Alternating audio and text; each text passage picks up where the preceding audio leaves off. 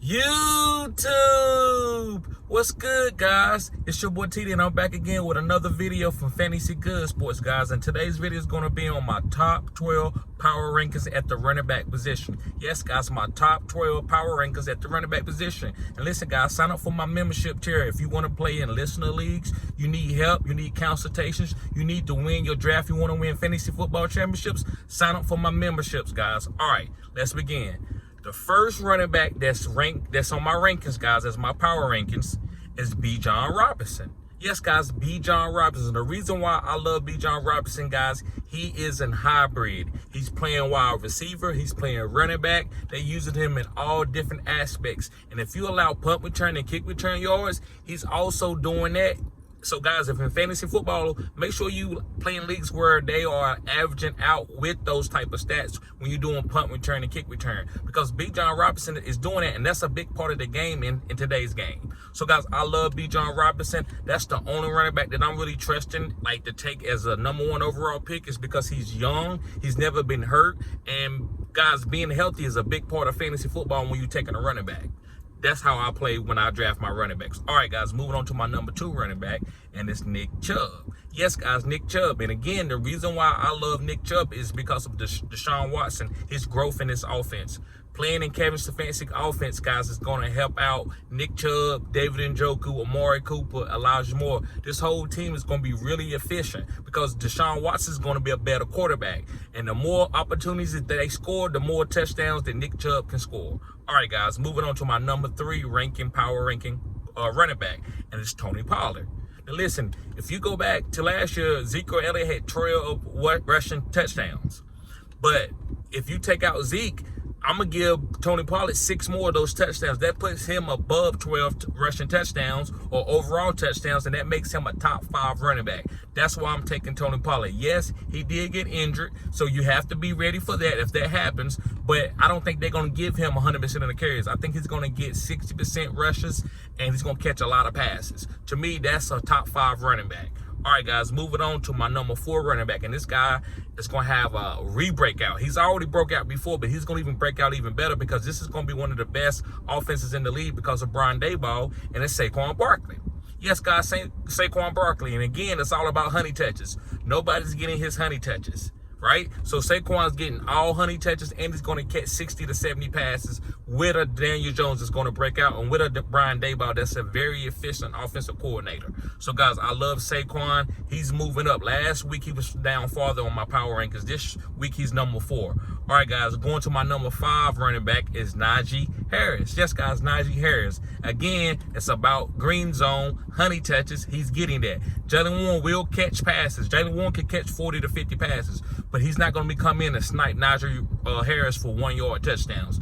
Najee Harris is going to have 10 rushing touchdowns. Again, that's the one of the main stats that I look for in my running backs is guys that's going to score a lot of touchdowns. Not necessarily always catching passes, but are you going to get all the goal line opportunities? Is this team going to be scoring a lot of points? That's why I love Najee Harris this year. Moving on to my #6 guy, and it's CMC. You might say, what? You got CMC at #6? Yes, I got CMC at #6. The reason why I have CMC at #6, guys, he could get hurt. Now, listen, you might say, well, he didn't get hurt last year. That's good. He's on a San Francisco team where they didn't have to use him that way. But this year, guys, even last year, he was nicked up at some weeks, and he barely started. I'm not taking a running back that's been used. That's a sloppy second running back. And there's no disrespect to a Hall of Fame career CMC, but I don't want running backs who's been already 300 touches, 250 touches, and they've done that multiple times. Those guys could go down at any time. If you're not Derrick Henry, you're usually going to get hurt at some point in time. So I move CMC down to #6, not because of talent, not because of opportunity, but because I need a running back that's going to be healthy if I'm going to draft a running back early in my draft. And top 12 guys usually go in the first 2 rounds. All right, moving on to my #7 guy. And it's the same thing as it is with CMC, and it's Austin Ekeler. Now, listen, I got to give Austin Ekeler respect. He was the #1 running back. Well, #2 running back last year. Been the #1 running back before that. I think he's going to get hurt. And also positive regression. I don't think this guy, they're going to give this guy a bunch, like 3 rushing touchdowns in a game. They got Mike Williams, they got Quentin Johnson, they have Gerald Everett, they got Keenan Allen. If Keenan Allen stays healthy, that knocks Austin Ekeler catches down. And also, guys, they just not going to try to give Austin Ekeler a bunch of goal line carries, because if he goes down, this team is not going to be as good. So to me, guys, they're going to try to use him sparingly out through the season and then ramp him up as the playoffs come. So that, to me, I don't want a guy like that. I need a guy that's going to try to help me win every week. So I'm knocking Austin Ekeler down. Remember, these guys are talented, but you got to go for positive regression. They just not going to give them guys a bunch of carries and wear them out, because they trying to win a Super Bowl, right? All right, going on to my number 8 guy, and this guy has moved up, and it's James Cook. Yes, guys, James Cook. Now, James Cook's going to be catching a lot of passes in this offense. And he's also going to be getting carries, too. So he's like a new type of hybrid that they're going to be using, and he's the next phase of this offense. Stephon Diggs was one phase. The next phase is Josh Allen running the ball around the goal line. The third phase is James Cook. And then Dalton Kincaid is going to be also getting some targets, too. But I love James Cook as the third phase to take this offense to another revolution or evolution or whatever you want to say, right?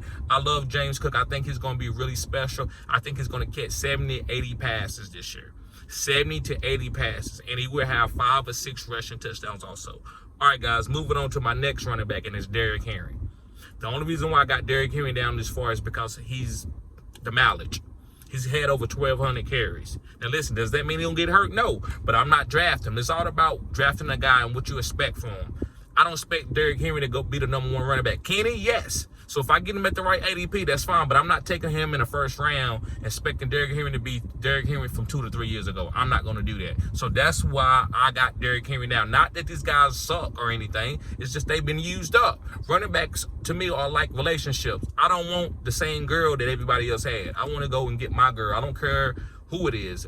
I just want I don't want my friend, oh, I kissed her and I've been with her too. No, I want the new girlfriend. I want, oh man, you see the new girl? Yes, that's the one I want.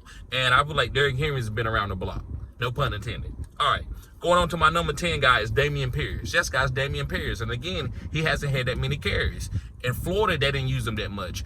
But last year they did, and he needs to build up that callus so he can stay healthy. He did get nicked up at the end of the year, and they set him out. I think he could have came back, but that was like, why are we going to use up our young rookie guy and get him hurt in a season where we're not going to win anything? So this year, I think Dameon Pierce is going to catch 50 to 60 passes, and he's going to get all the honey touches and the green zone touches over Devin Singletary. Love Dameon Pierce. Really, really great runner. PFF. According to PFF, he's like top 10 in break tackles, and also as scoring on the goal line. He's top 10 in scoring on the goal line.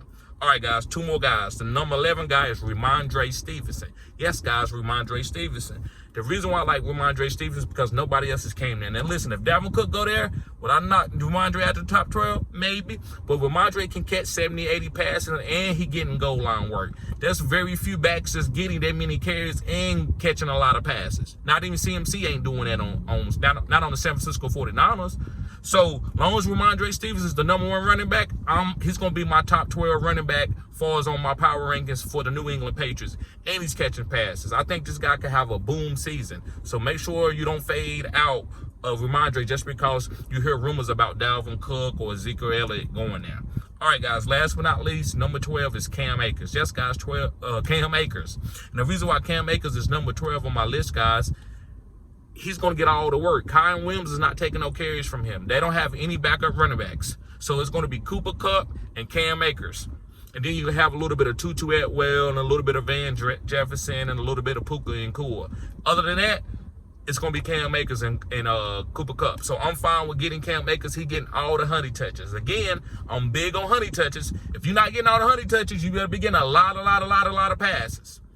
So it's all about honey touches. These guys are getting honey touches. So yes, guys, Cam Akers for my number 12 running back. And again, I'm going to read out the list, guys. Number 1 is Bijan Robinson. Honey touches, catching passes. Number 2, Nick Chubb. All the honey touches, and he's going to catch a little bit of passes too. Tony Pollard, catching passes and getting all the honey touches. Saquon Barkley, all the honey touches and all the passes. He's not coming out for nobody. Najee Harris, all the honey touches. All the honey touches. Every time they get in the red zone or 5-yard line, Najee Harris is going to be getting that work. CMC, he's getting honey touches and he's catching passes. But sometimes Elijah Mitchell will snipe him. That's why I got him down here. I don't think they're going to use him very heavy early in the season. Number 7, Austin Ekeler. Same thing as CMC. I think they're going to have other guys trying to score touchdowns so they don't wear this guy out early in the season. So that's why I have a number 7. But he's still an elite guy. If you get him at the right ADP, he could be a league-winning guy, which that's what that really makes sense because we know what Austin Ekeler is. He's won a bunch of people's leagues. Number 8 is James Cook. Hey, he's getting a few honey touches, but a lot of passes. This is a PPR monster guy. Next, guys, is Derrick Henry. All the honey touches. Nobody's going to ever take his honey touch. He don't catch that many passes, but he's going to get all the honey touch, 100% of the honey touches. Green zone. Number 10 is Dameon Pierce. All the honey touches, and he's catching some passes too. All the honey touches. Devin Singletary is not going to come in the game and get a 1-yard touchdown over Dameon Pierce. Number 11, Ramondre Stevenson. A lot of honey touches and a lot of passes. Until I hear further notice, like unless Dalvin Cook or somebody comes there. And number 12, all the honey touches and a few passes too, because Cam Akers is really good in the passing game. That's how he was at Florida State. So guys, thank y'all for tuning in to Fantasy Good Sports. Make sure you sign up for the memberships, guys. I got the rookie. You can sign up for the rookie, you can sign up for the Pro Bowl, you can sign up for the Hall of Fame, or you can sign up for the Phenom. And guys, those are plenty of perks that you get. You get to do special lives. You get to come in and do mock drafts with me. You get to also come into some of my listener leagues and compete against me and show me that you better than me, right? So guys, y'all be safe. Peace.